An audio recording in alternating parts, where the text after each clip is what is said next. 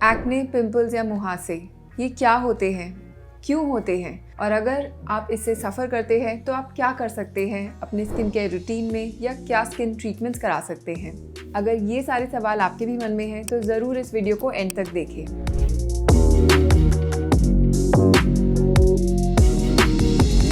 हाय, मैं हूँ doctor Nupur Jain, consultant dermatologist Skinjest clinic Gurgaon से। मैं वीडियोस बनाती हूँ skin care related, skin products related और हेल्दी स्किन पे। तो ज़रूर से सब्सक्राइब करें हमारे चैनल को और लाइक करें इस वीडियो को। एक्ने एक बहुत ही कॉमन प्रॉब्लम है और हम काफ़ी पेशेंट्स देखते हैं, नॉट जस्ट टीनेजर्स, आजकल अडल्ट में भी एक्ने बहुत कॉमनली पाया जाता है। तो ये एक्ने होता क्या है? एक्ने या फिर पिंपल ये एक हमारी स्किन में जो हेयर फॉलिकल है उसके रिलेटेड प्रॉब्लम है, जिसमें कि हमारे चेहरे पर दाने होते हैं, कुछ दाने सफ़ेद या लाल होते हैं और कुछ मोटे भी होते हैं। एक्ने होने के 4 मेन कारण होते हैं। सबसे पहला, हार्मोनल इफ़ेक्ट की वजह से हमारे जो ऑयल प्रोड्यूसिंग ग्लैंड्स हैं वो ओवर एक्टिव हो जाते हैं। दूसरा, फॉलिकुलर हाइपरकेरेटोसिस, यानी कि जो स्किन सेल्स की लाइनिंग है हमारे हेयर फॉलिकल के आसपास, उनका टर्नओवर अबनॉर्मल हो जाता है। तीसरा, प्रोपिनोबैक्टीरियम एक्नेस का इन्फेक्शन। और चौथा, स्किन में इन्फ्लेमेशन होना।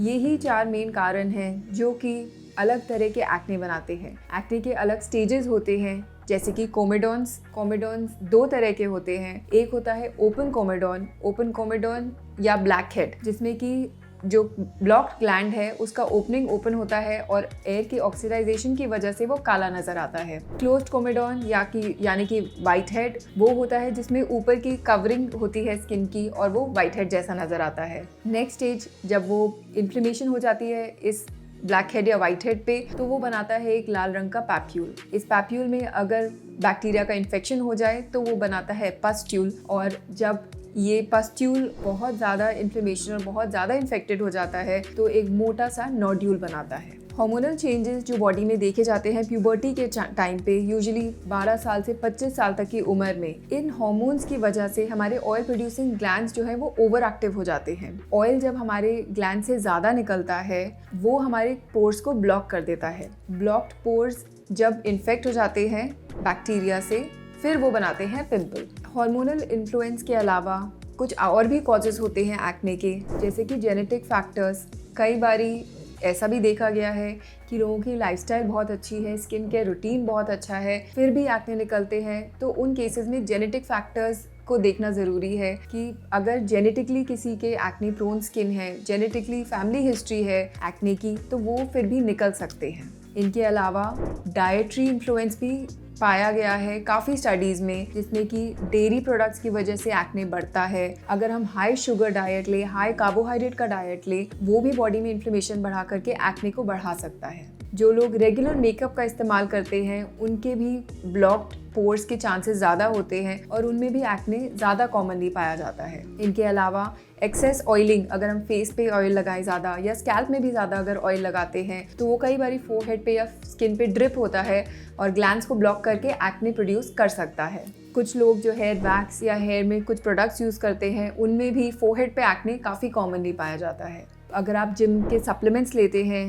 जो कि जैसे वे प्रोटीन है या फिर अगर एनाबॉलिक स्टेरॉइड्स लेते हैं तो वो भी आपके ग्लैंड्स को ब्लॉक कर सकता है, ऑयल प्रोड्यूसिंग ग्लैंड्स को बढ़ा सकता है और एक्ने को एग्रीवेट कर सकता है। इनके अलावा कुछ मेडिकेशंस भी होती हैं जिससे कि एक्ने बढ़ सकता है, जैसे कि ओरल स्टेरॉइड इनटेक या फिर कुछ एंटी एपिलेप्टिक्स भी हैं जिनसे कि एक्ने बढ़ते हैं। तो अगर आप इन मेडिकेशंस पे हैं तो ज़रूर अपने डर्मेटोलॉजिस्ट से और अपने ट्रीटिंग डॉक्टर से इसके बारे में डिस्कस करें कि आपको इनसे अगर एक्ने हो रहे हैं। ये थे हमारे कॉजेज़ एक्ने के। अब अगर हमारे एक्ने है तो हम अपने स्किन केयर रूटीन में क्या यूज़ कर सकते हैं जिससे कि हम इस प्रॉब्लम को कम कर सकें। आपको अपने स्किन केयर प्रोडक्ट्स में कुछ ऐसे इंग्रेडिएंट्स देखने हैं जो कि एक्सफोलिएशन में हेल्प करते हैं ताकि जो ब्लॉक्ड पोर्स हैं वो खुल सकें।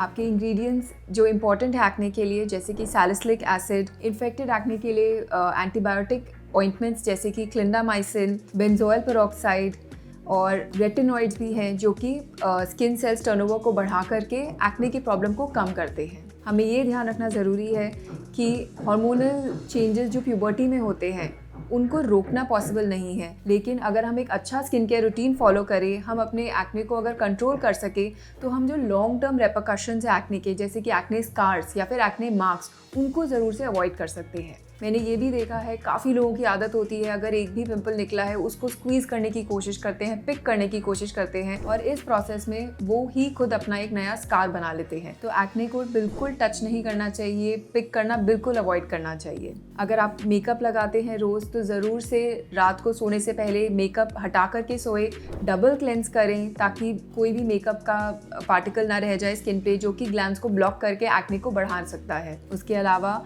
Gel based moisturisers, gel based sunscreen use करें, नॉन कोमेडोजेनिक प्रोडक्ट्स यूज़ करें जो कि आपके ग्लैंड्स को फर्दर ब्लॉक होने से रोकेंगे। अगर इन सब चेंजेस के बाद भी आपके एक्ने की प्रॉब्लम नहीं रिजॉल्व हो रही है तो ज़रूर कंसल्ट करें अपने डर्मेटोलॉजिस्ट से ताकि वो आपको सजेस्ट कर सके बेस्ट स्किन केयर रूटीन जो आपको फॉलो करना चाहिए और साथ ही साथ कुछ इन क्लिनिक ट्रीटमेंट्स जो कि एक्ने को जल्दी रिजॉल्व करने में हेल्प करते हैं और आपको एक लॉन्ग टर्म रिजल्ट भी देंगे। टू समराइज, एक्ने एक कॉमन प्रॉब्लम है बट निराश नहीं होना चाहिए अगर हमारे को ये प्रॉब्लम होती है। बहुत ऐसी चीज़ें हैं जो हम अपनी लाइफस्टाइल में चेंज कर सकते हैं, अपने स्किन केयर रूटीन में फॉलो कर सकते हैं जिससे कि हम एक्ने की प्रॉब्लम को मिनिमाइज कर सके और एक्ने के मार्क्स या स्कार्स को अवॉइड कर सके लॉन्ग टर्म में। आई होप ये वीडियो आपको इन्फॉर्मेटिव लगा। अगर एक्ने रिलेटेड आपके कोई भी क्वेरीज हैं ज़रूर उनको कमेंट सेक्शन में लिखिए और इस वीडियो को लाइक करें और हमारे चैनल को सब्सक्राइब करें। Thank you.